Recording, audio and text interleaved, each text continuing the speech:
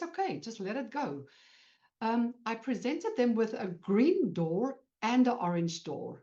Okay, I wanted it actually just for the entrance, but now I've got the clients interested, and once I started doing a little bit of color blocking, playing with light and dark and a trim color, fresh palette, it was a difficult consultation, but this was the rendering that I gave them. You can see it was winter there, okay?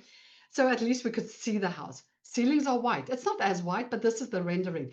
Now, I use color here as a wayfinder. Color has got about 9 functions, which I talk about in my course about basics of color, the fundamentals, but this is where I wanted the color to be a wayfinder as well. She was a psychologist. She saw patients at home.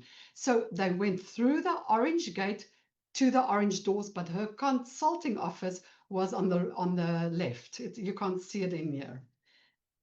Okay, so this is the end result. Everything, I wanted them to, I couldn't get a nice clear picture, but yeah, this is what we ended up with. And it was actually, the realtor loved it. She was, I got a great review from her. And that was just, there's no stone, but I worked with the elements that was already existing. Thank you. Thank you. I was really excited about this. And this appealed to the Austin mindset as well. I, of course, love orange, but it worked with a brick. I didn't want to see any of the blues there because it didn't fit in the whole palette.